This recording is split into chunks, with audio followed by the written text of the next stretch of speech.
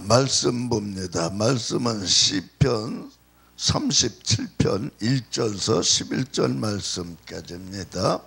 시편 37편 1절에서 11절. 행악자를 인하여 불평하여 하지 말며 불의를 행하는 자를 투기하지 말지어다. 저희는 풀과 같이 속히 배임을 볼 것이며 푸른 채소같이 쇠잔할 것이미로다. 여호와를 의뢰하여 선을 행하라. 땅에 거하여 그의 성실로 식물을 삼을지어다. 또 여호와를 기뻐하라. 저가 내 마음의 소원을 이루어 주시리로다. 너의 길을 여호와께 맡기라. 저를 의지하면 저가 이루시고 내 의를 빛같이 나타내시며 내 공의를 정오의 빛같이 하시리로다. 여호와 앞에 잠잠하고 참아 기다리라. 자기 길이 형통하며 악한 꾀를 이루는 자를 인하여 불평하여 말지어다. 분을 그치고 노를 버리라. 불평하여 말라. 행악에 치우칠 뿐이라. 대저 행악하는 자는 끊어질 것이나 여호와를 기대하는 자는 땅을 차지하리로다. 잠시 후에 악인이 없어지리니 네가 그것을 자세히 살필지라도 없으리로다. 오직 온유한 자는 땅을 차지하며 풍부한 화평으로 줄기리로다. 아멘.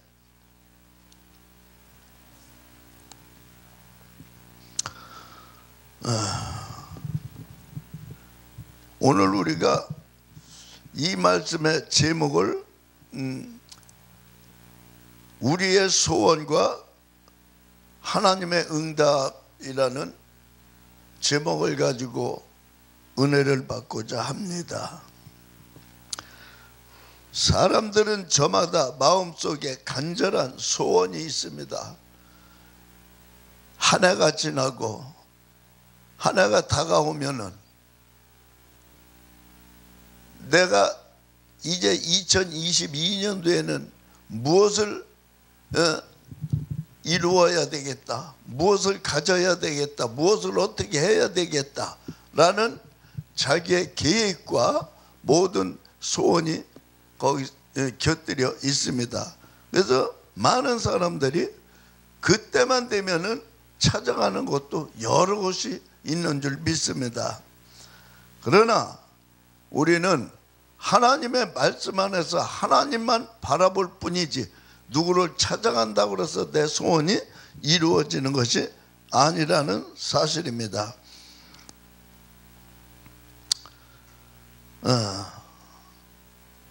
찬양 한 장 합시다. 3, 0,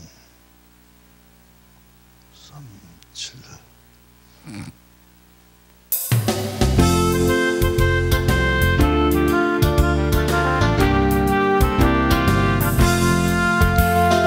삶을 보며 세상을 볼 때 만족함이 없었네. 하나님 그분을 볼 때 나는 만족하였네. 저기 빛나는 태양을 보라. 또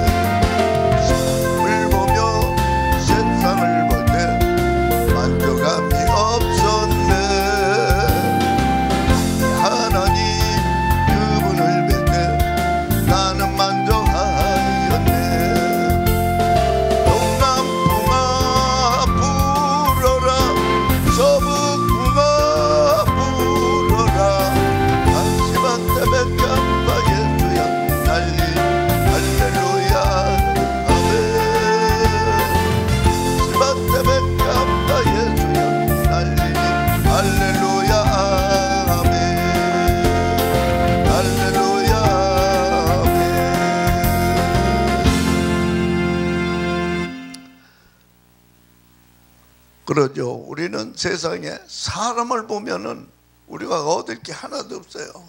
만족할 게 하나도 없어요. 다만 하나님을 바라볼 때 우리에게는 내가 알지 못하고 내가 갖고 싶은 모든 것도 하나님께서 채워주십니다. 소원도 이루어 주십니다. 자, 그런데 다만 사람에게 따라서 소원의 내용과 목표가 조금씩 다를 뿐입니다.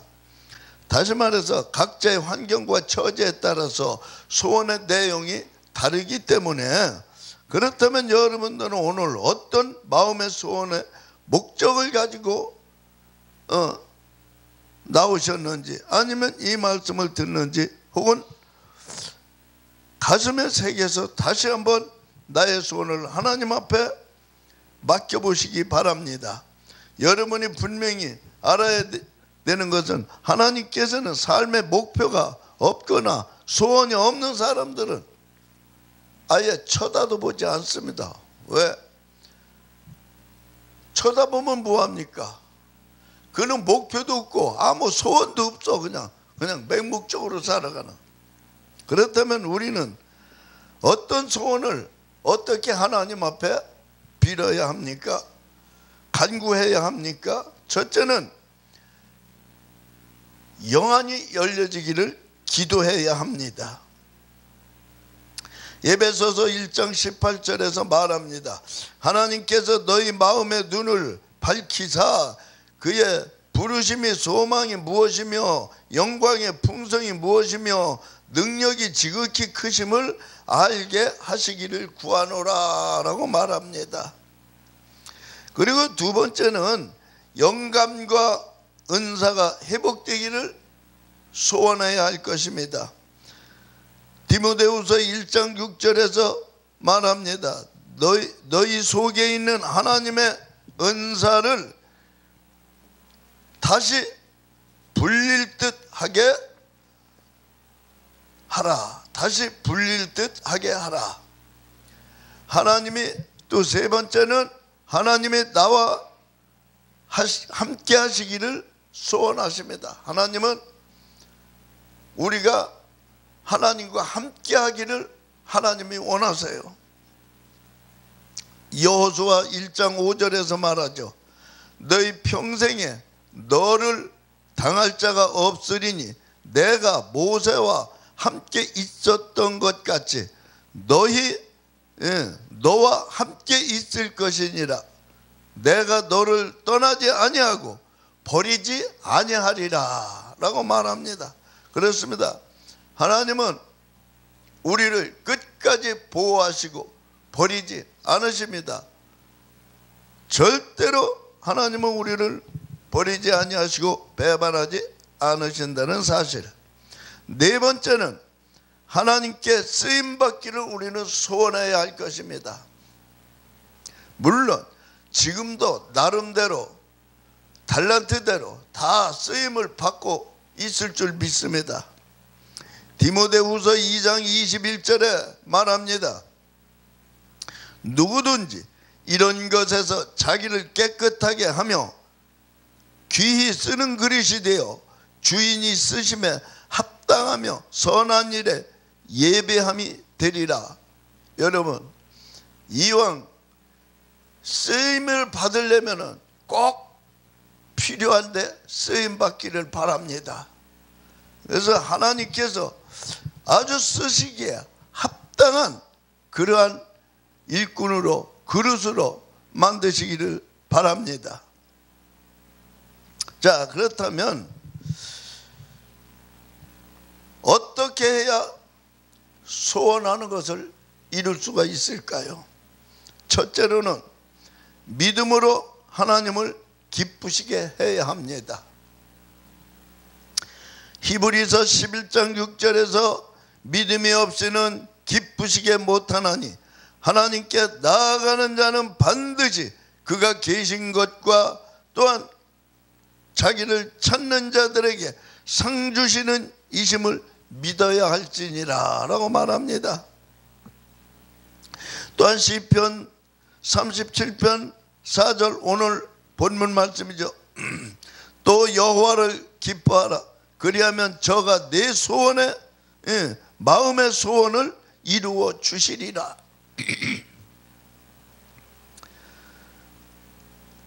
자, 그런가 하면 마태복음 8장 10절에서도 말하죠. 예수께서 백부장의 말을 들으시고 쫓는 자들에게 이르시되 너희에게 이르노니 이스라엘 사람들 중에서 이만한 믿음을 만나보지 못했노라 라고 말합니다. 그렇다면 어떻게 해야 하나님께서 기뻐하실까요? 첫째는 하나님을 사랑할 때 하나님이 엄청 기뻐하십니다.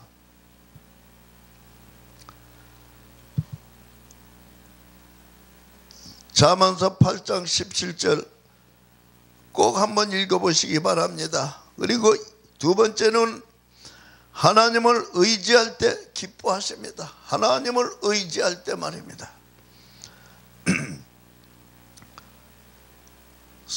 권력자를 의지하는 것이 아니고 명예 있는 자를 의지하는 것이 아니고 돈 많은 자를 의지하는 것이 아닙니다. 하나님을 의지할 때 하나님은 기뻐하시. 예레미야 17장 7절에서 무릇 여호와를 의지하며 여호와께 의뢰하는 그 사람은 복을 받느니라 라고 말합니다. 하나님을 의지하는 자는 복을 받게 마련입니다. 또한 세 번째는 말씀대로 믿을 때 기뻐하십니다. 마태복음 8장 8절에서 백부장이 대답하여 가로되 주여 내 집에 들어오심을 나는 감당치 못하겠사오니 다만 말씀으로만 하옵소서. 그리하면 내 하인이 낫겠사옵나이다. 이 백부장이 믿음으로 자기 하인의 그 병이 낫기를 소원했습니다. 그 말씀이 떨어지자 그 하인은 그대로 고침을 받은 사실을 우리는 잘 알고 있습니다. 그리고 네 번째는 기쁜 마음으로 우리가 연부를 해야 합니다. 찝찝한 마음으로 하면은 우리 하나님 절대 받지 않으신다는 사실. 빌립보 4장 18절에서 내게는 모든 것이 있고 또 풍부한지라 에베브라 디도 편에 너희가 준 것을 받음으로 내가 풍족하니 이는 받으실 만한 향기로운 제물이요 하나님을 기쁘시게 한 것이라 그랬습니다. 이왕 드리는 예물 기쁜 마음으로 드리시기를 바랍니다. 그리고 두 번째는 원망이나 불평하지 말아야 합니다. 원망이나 불평.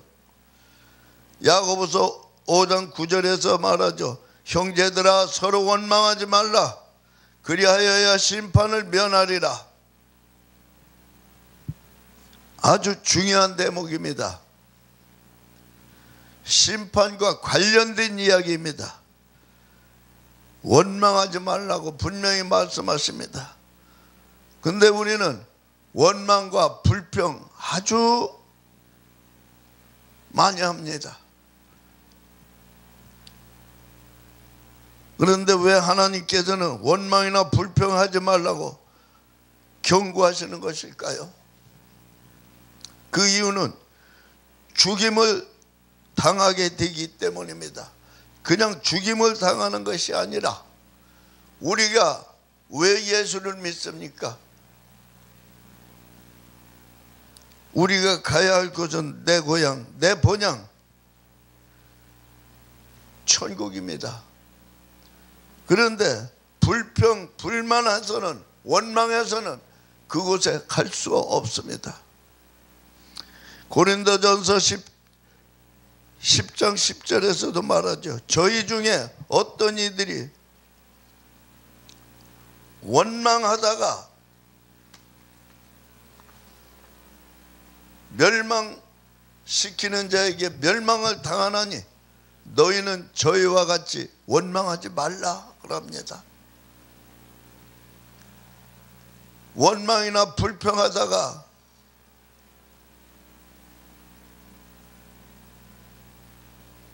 우리가 하나님 앞에 올바로 서지 못하고 가지 못하는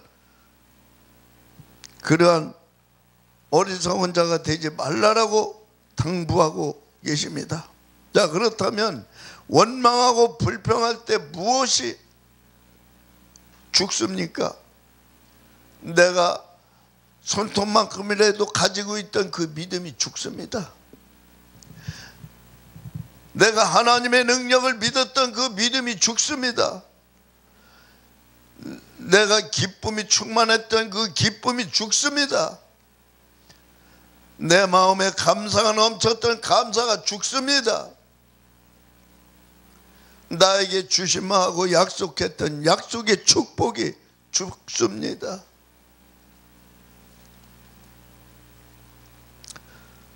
그리고는 세 번째, 감사하면서 모든 염려를 하나님께 맡겨야 할 것입니다. 빌립보서 4장 6절 7절에 아무것도 염려하지 말고 오직 모든 일에 기도와 간구로 너희 구할 것을 감사함으로 하나님께 아뢰라고 분명히 말합니다. 여러분들 가운데 무엇이 부족합니까? 무엇이 소원입니까? 무엇이 소망입니까? 하나님께 구하시기 바랍니다. 또한 베드로전서 5장 7절에서도 말합니다. 너희들이 염려를 다 주께 맡겨버리라. 하나님께서 너희를 권고하심이니라 라고 말합니다. 그렇습니다. 여러분의 모든 기도 제목, 여러분들이 하고자 하는 모든 그 일들이 하나님께 자기한테 맡기라고 지금 부탁하고 있어요. 여러분 맡기시기 바랍니다. 이와 같이 하나님께서는 모든 것을 우리들에게 다 주시면서 한 가지는 금하셨는데 그것이 바로 염려입니다. 왜냐하면 모든 문제 해결과 흥망성쇠 주장과 역사는 오직 성령께서만 하시기 때문입니다. 그래서 스가랴 4장 6절에서도 우리에게 귀한 말씀을 주셨습니다. 자, 그렇다면 어떤 염려와 짐을 맡겨야 합니까? 어떤 염려와 짐을? 첫째는 수고하며 사는 인생의 짐을 맡겨야 합니다. 마태복음 11장 28절의 말씀입니다. 또한 두 번째는 알 수 없는 인생길을 맡겨야 합니다. 우리의 앞길을 우리 아무도 몰라요. 한 치 앞도 볼 수 없습니다. 알 수가 없어요. 그러나 주님께 맡기는 삶을 살아야 된다고 오늘도 말하고 있습니다. 잠언서 16장 9절입니다. 또한 내일 일을 전부 다 맡겨야 합니다. 내일 일을 우리 주님께 맡기고 일을 할 때 우리에게는 좋은 것으로 채워주십니다. 잠언서 27장 1절의 말씀입니다. 근심과 걱정을 맡겨야 합니다. 요한복음 14장 1절 2절입니다. 모든 경영사를 맡겨야 합니다. 잠언서 16장 3절입니다. 마지막으로 네 번째로 금식하며 부리짓고 기도해야 할 것입니다.